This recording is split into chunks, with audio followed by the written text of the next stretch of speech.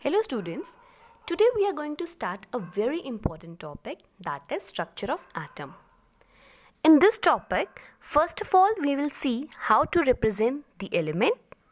Then we will find out how to solve or how to find out atomic number, mass number of an element, how to find out number of electrons, protons and neutrons present in an atom. So let's begin. Talking about the representation, let's suppose I have taken an element, let it be X. Okay? And over here, I have written a letter Z, and over here on the top, I have written a letter A. Student, the Z letter always represent atomic number. It always represent atomic number, whereas the letter A represent mass number of an element. Okay, A represent the mass number of an element and Z represent atomic number of an element. Let's take an example. For example, I have taken carbon. As we all know that the atomic number of carbon is 6 and the mass number of carbon is equals to 12. So this is how we represent the element. So over here 6 is the atomic number of carbon and 12 is the mass number of carbon. Let's take one another example. Let's suppose we have taken nitrogen. So as we all know that the atomic number of nitrogen is 7. So I'll write 7 over here. And the atomic mass or mass number of nitrogen is 14. So I'll write it over here. Correct? Next. Student, always remember that in an atom, the number of electrons and number of protons are always equal. I repeat that in an atom, the number of electrons and number of protons are always equal, which means that the atomic number of an element will be equal to number of electrons, which is further equal to number of proton. Now what does this mean? This means that if an element has an atomic number 8, then the number of electrons and number of proton in that element will also be 8. Fine? Another thing is mass number. Now, if we talk about mass number is sum total of number of protons present in that atom plus the number of neutrons present in that atom. So what is mass number? Mass number is sum total of protons and neutron, right? We will do some examples and then you will be more accurate about this thing. Let's start. Let's suppose you have to find the atomic number, mass number, number of electron, proton and neutron of an element. Let's take that element as 12 and 24. Now you have to find out atomic number, mass number, number of electrons, protons and neutron. Let's begin. As you all know that the lower part is atomic number, so we can simply write that atomic number of this element is equal to 12. I already told you that if atomic number is 12, then the number of electron and number of protons of that particular element will be also equal to 12. Why? Because atomic number is always equal to number of electron and number of proton, which means number of electron of this element is 12 and number of proton in this element will also be equals to 12. Fine. Next we talk about the mass number. Let's begin. Now as you all know that mass number, again I'll write that element over here. Now it is clearly visible that this is the mass number of an element. So mass is equals to 24. Now the last thing we are left with, that is how to find number of proton. by applying the formula for mass number. What's that formula? That is mass number is equal to sum total of number of protons plus number of neutrons, right? Now mass number, we have the value of mass number as 24. Protons, since electrons were 12 in number, so obviously proton will also be 12 in number. So we'll write it over here. Now we have neutron. So we will simply solve this equation. 24 will transfer for 12 over this side, over left hand side, and this give you the value of neutron. So 24 minus 12 gives you 12. So there are 12 neutron present in this element. Now, as you all know, the atomic number of this element is 12. So can you guess that what is the name of this element? Yes, you're right. It is magnesium, because magnesium is an element which has atomic number 12. Let's begin with another example.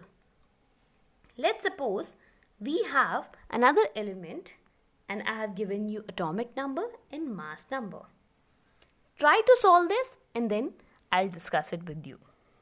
Okay, now it is very clearly visible over here that the atomic number of this element is 8, as it is written over here, and the mass number of this element is given as 16. So this is the mass number, right? Two things we have already found out.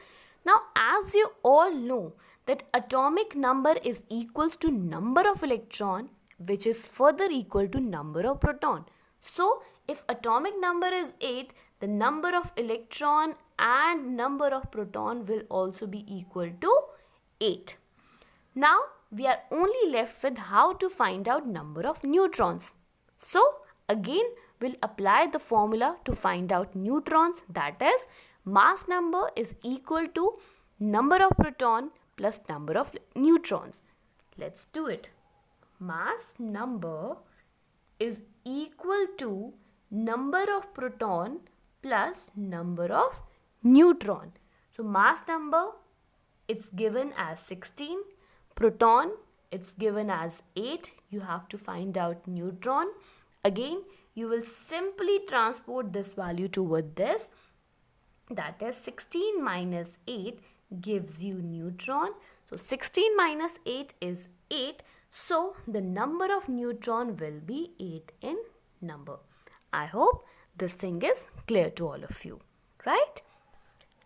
Next. Now, as I told you that atomic number is equal to number of electron and number of proton. Student, please look carefully.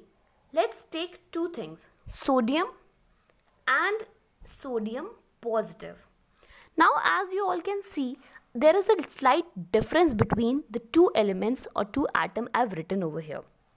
One is simply sodium and the other is sodium with a positive charge on it. Student, always remember that whenever an atom or element has a charge on it, that is due to the electron only. What did I say? That whenever there is a charge on any species, that is due to the electron only. Now, another thing that you have to remember is whenever an electron is loose from its outermost shell, whenever an electron is lost from its outermost shell, it always acquires a positive charge.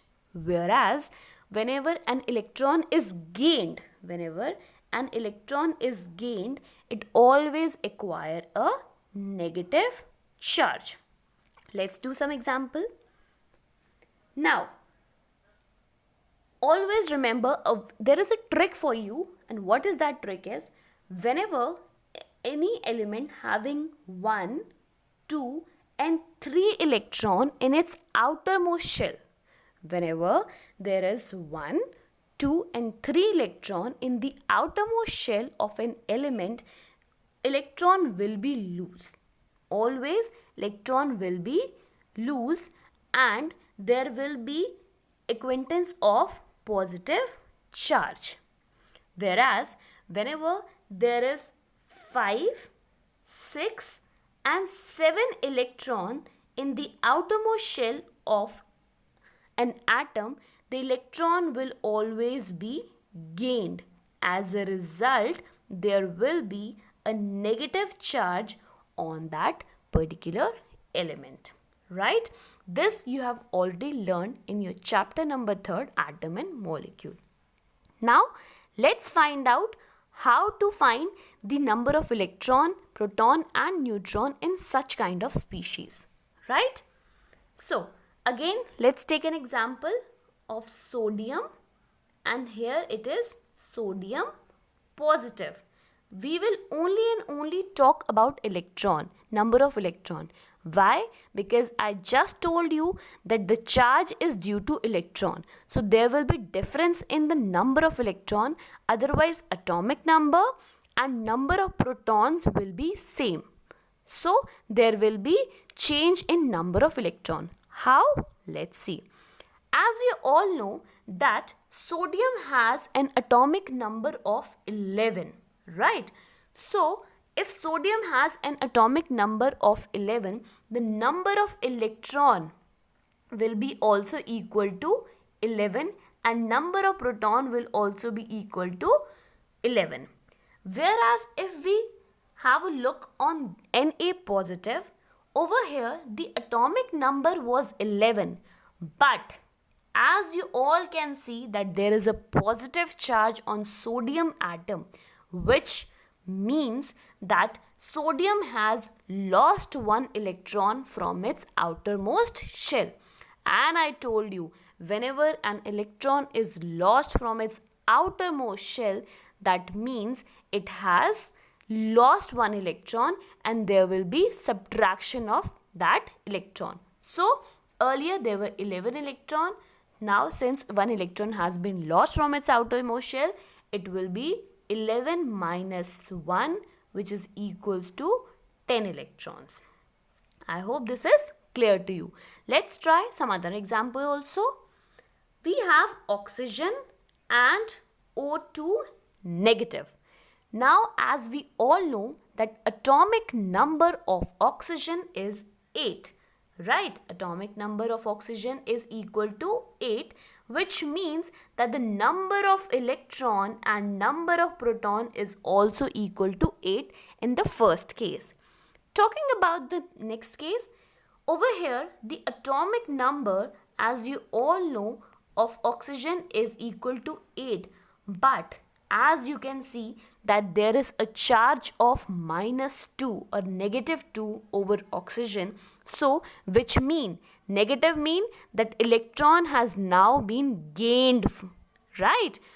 And when the electrons are gained, there is addition of electron, right? So now this time instead of 8 electrons, there will be increment of 2 more electron, which will be equal to 10 electron. So now this O2 negative species has a totality of 10 electrons, right? Let's do one more example. Let's suppose we have Mg2 positive and Mg. As you all know that the atomic number for magnesium is 12. So without taking any minute, just see toward this question and find out the answer. Exactly, the answer is totally correct. As you all know, in this species, magnesium has atomic number of 12 and also the number of electron and proton will also be equal to 12. Why? Because the atomic number of magnesium is 12. But what with this? Magnesium has atomic number 12, but over here, as you all can see that there is a charge of +2.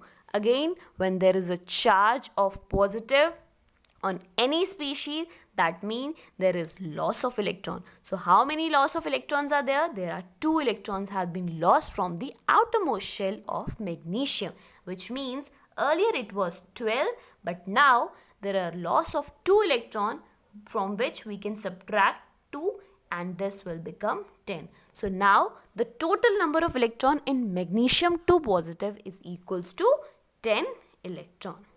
Student, I hope this topic is pretty clear to all of you. Keep trying, keep practicing this. Thank you.